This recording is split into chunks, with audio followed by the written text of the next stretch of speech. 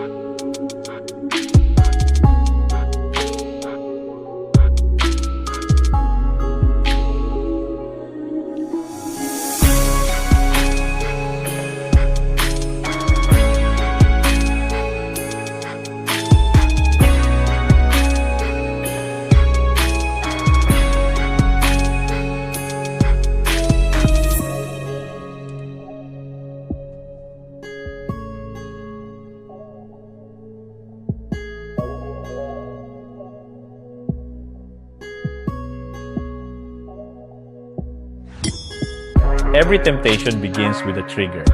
Hindi lang ito tungkol sa bisyo, hindi lang ito tungkol sa cravings. Lahat tayo may sariling giyang.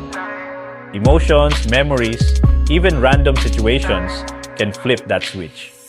And when it flips, the urge feels unstoppable. But here's the catch. Kung kaya mong kilalanin ang trigger mo, kaya mong kontrolin ang buong laro. The book Atomic Habits calls it the cue. The invisible signal that starts the cycle. Once you see it, you can break it. Once you break it, you win.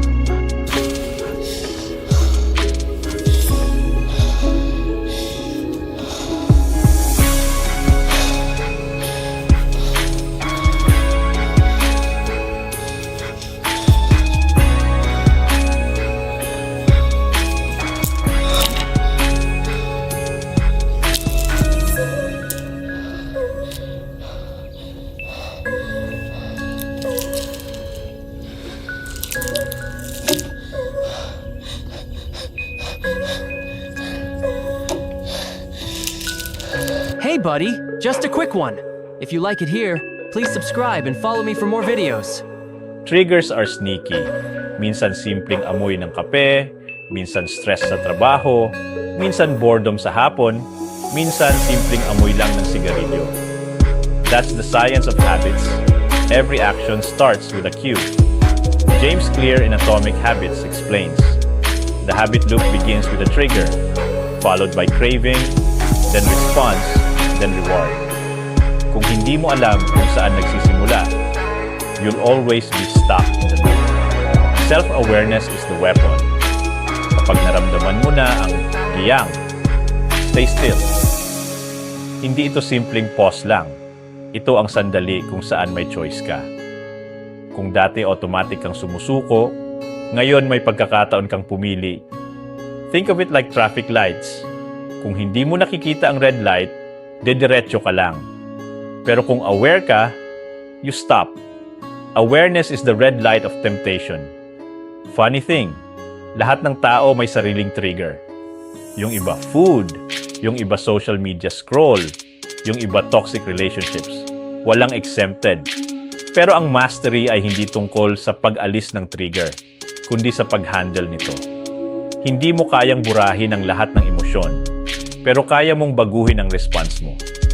That's the secret. Hindi mo kailangang maging robot. Kailangan mo lang maging strategist. Atomic Habits suggests implementation intentions. Kapag dumating ang cue or trigger, may nakahanda kang sagot.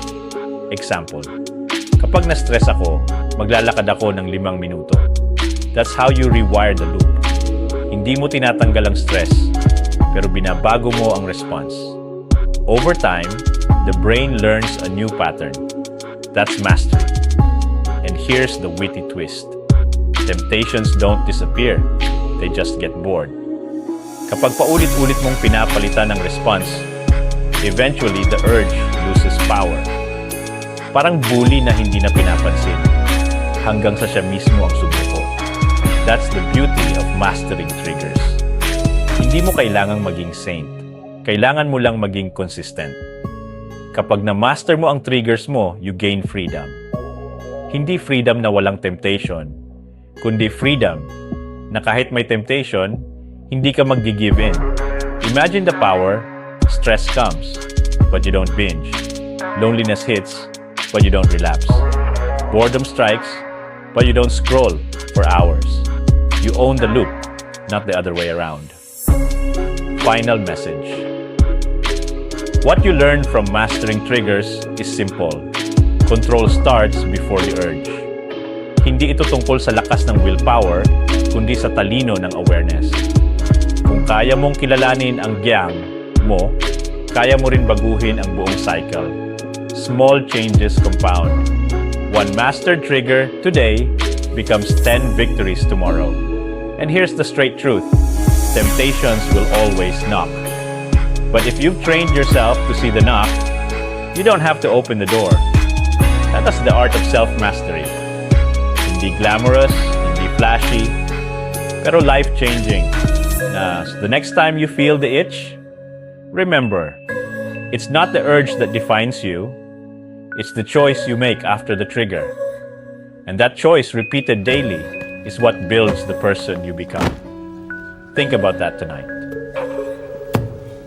All in black.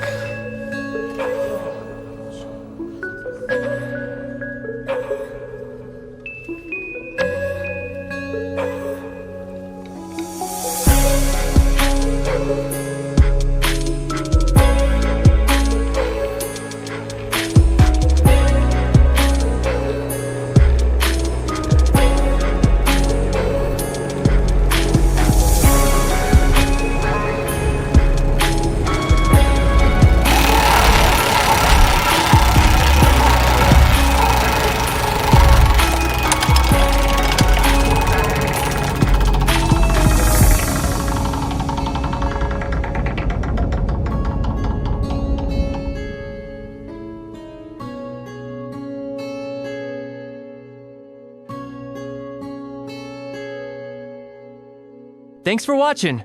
Don't forget to subscribe and follow me for more videos.